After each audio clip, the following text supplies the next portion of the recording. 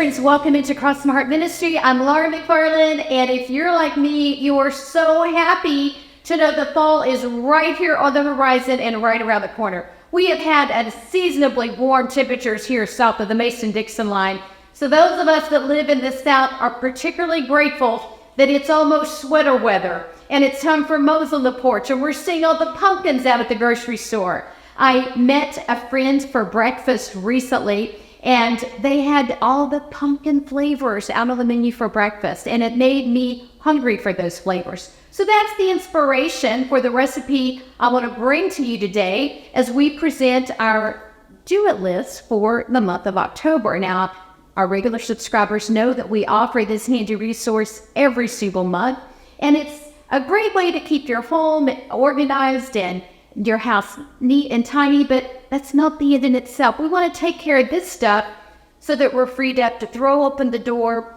to welcome people in, to practice biblical hospitality, and really just be able to think and function. When my counters are covered and there's a layer of dust every place and I see a ring in my toilet and my laundry basket is overflowing, I just don't think as well. It's a distraction and it sort of drags me down.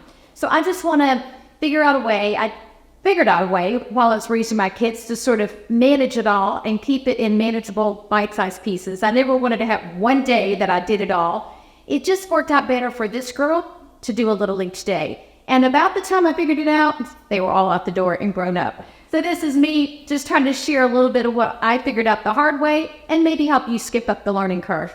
It's not intended to be legalistic. It's not intended to be a check the box every single day thing for you. It's just a guide. And if there are things on my list, the daily, weekly, or monthly list that don't fit you or aren't you or not something you do, then just lie through it. And we left some blank lines and you can fill in your own. Well, one of the things that we put on here is to plan next week's menu. That's on the weekly list. That each week, if you plan next week's menu, it just takes a lot of the thinking out of it. I like to check to see what I have on my refrigerator, what's in the freezer, what I have on hand. And so as I was thinking about October coming and all those delicious fall flavors, I was just inspired. I was hungry for something pumpkin. So I hope I inspire you to maybe see if you've got a can of pumpkin on your shelf or maybe run out and get one like I did. But today I'm going to share a recipe for pumpkin pancakes, and maybe you'll be inspired to make this for your family. The recipe will be in the notes below so you can download your own copy. But let's go ahead and get started. You're going to see how easy this is. Put this in your rotation.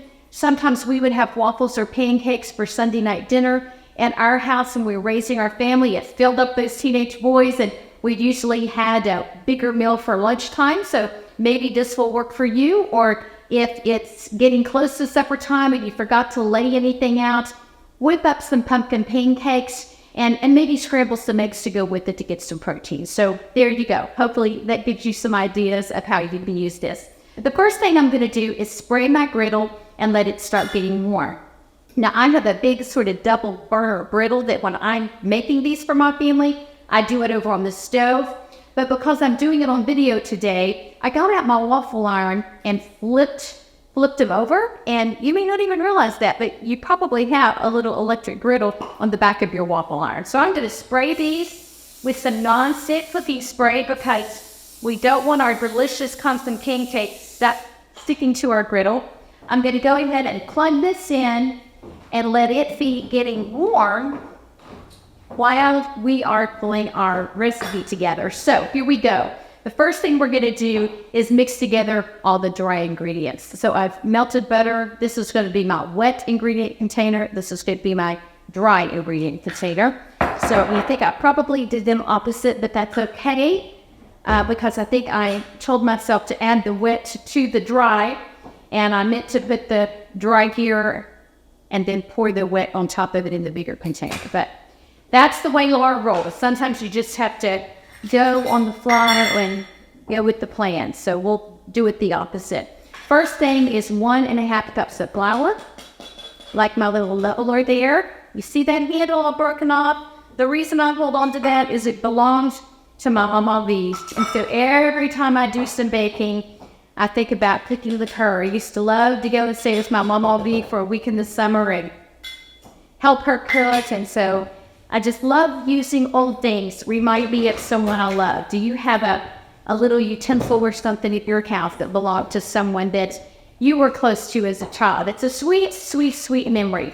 Then we're going to do 2.5 teaspoons of baking powder, 2.5. So this one is getting to the bottom. I may have to, I think I've got another can in there. So we're going to be breaking the bottom here. So there's 1, 2. This is one of those adjustable ones from Pancakes Chef that I like, so I don't have to get out multiple measuring spoons. So 2 and 10. I'm going to add a little bit here, but just dump it in there. Want to go with a little scant. I like with my baking powder to go ahead and mix it with the whisk, just in case there are some little teeny pieces that need to be mixed in just a little. Then we're going to add 3/4 of a teaspoon of salt. I find it difficult to measure salt out of the big container, so I always just put my salt in a little small container like this and find it a lot easier to measure out when I'm doing some baking. Next is pumpkin pie spice. Now, pumpkin pie spice can sometimes be expensive and also difficult to find in the grocery store. So several years ago, I found a recipe for pumpkin pie spice. So I just have a little container that came from Tupperware. And here's my recipe for pumpkin pie spice. This is a bonus. I didn't even tell you I was going to give this to you. 4 teaspoons of cinnamon, 2 teaspoons of ginger, 1 teaspoon of cloves, 1/2 teaspoon nutmeg. So I usually do that 3 or 4 times, fill up my container, and then voila. When I need pumpkin pie spice, I always have it. So I'm going to put in here 1 tablespoon of this. Now I have a bigger measuring spoon from my Pancakes Chef party, and here we go. And so then 3 tablespoons of brown sugar. This recipe calls for both brown sugar and white sugar. So brown sugar first. You usually want to press it in there. 1, 2, 3 tablespoons of brown sugar, and then the white sugar. And this is the last of our dry ingredients. So see, it goes together pretty quick. We'll grab the wet ones and be good to go. 1, 2, 3. Whoops. 3. Just going to move this out of the way so that I will have space to work and you can see what I'm doing. I'm going to take my wooden spoon and just sort of mix this up. Try to get it all mixed in carefully. And again, probably should have done this in the larger one, but let me just grab a mixing bowl on the fly. Nothing like recording live, so you get what you pay for here, right? Okay, so I'm just going to dump these dry ingredients in here just so I can mix good and not worry about flipping it out all over the place. I'm also going to take my whisk just so that I get all the little clumps of brown sugar kind of mixed in there. So it's not as critical if somebody bites into a clump of brown sugar in their muffin or their cookie or their pancake, but biting into a little chunk of baking powder or baking soda or shit, that's not in my recipe. It's not as pleasant. Okay, so those are the dry ingredients. Now we're going to jump to the wet ingredients. And one of those is 3 tablespoons of butter melted. And I just went ahead and melted my butter in advance so that it would be good and ready to go. But I wanted to put that out there so that you would see all the ingredients that are needed for this recipe. Next, I'm going to mix in, forgot my vanilla. Okay, pause. Let me shift over here and grab that. A teaspoon of vanilla extract. And again, I know I say this every single time you watch me prepare a recipe, but I just don't like the imitation stuff. I'm a girl that likes to cut corners where I can, but I always buy real vanilla. It's just a thing with me. So a teaspoon of vanilla, and then 3/4 of a cup of canned pumpkin. Let me get this container out here. I think this can probably be a little forgiving, but let's get that measured out. Where am I? I think it needs a little more. Now, shoots first. Just wipe down, see where we are. Okay, that's good. So 3/4 of a cup of pumpkin. This ingredient, of course, is the inspiration for the recipe itself and gives it its name. So yummy and so delicious. I was thinking after I typed this up and worked on it that it also might be yummy to sometime try replacing a little bit of the flour with some oatmeal, because oatmeal is also one of those flavors that just sort of feels like fall to me. And mix this in a little bit. I'm going to break in 2 eggs. So I brought a separate little bowl. Should break those into just in case I see a little eggshell. We'll see if I can do it without putting one in there this time. All right, that one's good to go. There's 1 egg and 2 eggs. Voila, no shells this time. But I do have ink white on my fingers. Okay, wet rag, egg. Grab the whisk here. Let's get those eggs whipped in a little bit. Could have beaten them just a little bit before I put it in, but I think no. Let's chip this here. So vanilla extract, canned pumpkin, eggs. The butter's already in there. Then the only ingredient left is 1 1/4 cups of milk. Probably it would have been better if I had 1 or 2% or even full milk, but we just keep skim on hand at our house these days, so skim it is. But yours might be yummier tasting if you used some milk that had a little bit of fat in it. Since this measuring cup is already dirty, I'm just going to put my clean one away and call that good. Set this over here. It calls for 1 1/4 cups of milk. I was always told by my high school home ec teacher that you always measure wet things, not holding the cup, but leaving it flat to look at. So I'm honoring her and paying tribute to my high school home economics teacher, whose name is escaping me now, but her wisdom lives on, even though her name is lost in the recesses of my mind. Going back to West Virginia for my high school class reunion in a few weeks, so maybe if one of my fellow classmates is watching this, she can remind me of the name of that lady. So here we go. This is all mixed together. We're going to add the wet ingredients to the dry and fold those in. Actually, we're adding the dry to the wet since I did it not in the order that I had planned. Moving my mess over here. And so at this point, we just want to mix this together, sort of fold it in. When you make pancakes, the batter can sometimes be just a little lumpy, and we just need to be okay with that. If you mix it too much, the pancakes will be sort of tough. So I'm just going to mix this until they're just sort of moist. I want to check on my griddle. I can feel the heat. You know your griddle's ready when you take just a little water. You hear that sizzle? Oh, I think it's really ready. I'm going to turn that down a little bit. It just feels almost too warm. Ooh, yeah, it's sizzling all right. So let me move some things out of the way. Give that just a moment to kind of cool down just a little bit. I don't want to burn them as soon as I drop them in. I'm going to move all these things out of the way so that I can move my griddle over and you can sort of see what I'm up to.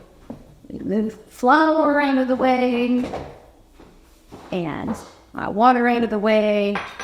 I feel like I ought to leave the pumpkin there as the inspiration. Move the recipe. Here we go. And then be sure that I grab a hold of the handle so I don't burn myself. So we'll see how long the cord is, how much it will reach. And that may be just about it. Let me see if I can pull this over just a little bit. I think that's about it. But I think that's close enough that you can see what's going on. I'm going to go ahead and get the rest of the dry just till it's just barely moistened. Like I said, no lumpy pancakes here. And you can make these as little silver dollar pancakes if you like. Make them smaller. You can make bigger ones, medium-sized ones. I didn't address that. Just usually I estimated when I typed up the recipe 1/3 of a cup. But again, you do you. If you've got little ones at home, they might like smaller pancakes and maybe they'll go together more quickly. So I'm going to get a little beating here, the ladle. And I just usually do a ladle for it. I was estimating that was about 1/3 of a cup, but you do whatever you think. So I'm just going to sort of put those on here and then go around into a circle so that they're spread out. And usually what I do with pancakes, you've made pancakes before, but just in case, if not, you just sort of leave them going until they are starting to bubble in the middle and the edges start to get just a little golden brown. Now, I think my cooking spray, because the griddle was so hot, some of my cooking spray got a little brown. So I'm seeing some brown around the edges, but it's not my pancake, it's the cooking spray there. So let me put some on the other side. When you use a waffle iron and switch it to the pancake griddle, you've got two sides that you can utilize. If you've got a waffle maker too, this makes a great grilled cheese maker. If you don't want to turn on your stove and heat up it, there's just a little tip that you can use that for. When we used to camp with our kids, we had a pop-up camper for years, and it didn't have a stove in there or a stove top, so it was nice to expand the space or to be able to cook outside on a little table. We had a plug-in outside. I had an electric skillet that I would use. So sometimes I would scramble eggs or make bacon or do pancakes out there. So that electric skillet was part of our family camping trip for many days, and it has long since gone by the wayside.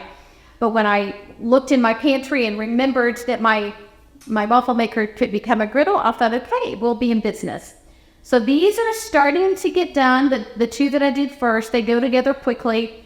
When you serve these up, lots of variations, as there always are for waffles. You can serve them with just your favorite syrup or even a sugar-free syrup. You can add some nuts or whipped cream or just whatever you want. Just make it as fancy as you want. You might slice up some bananas to go in there or some fruit.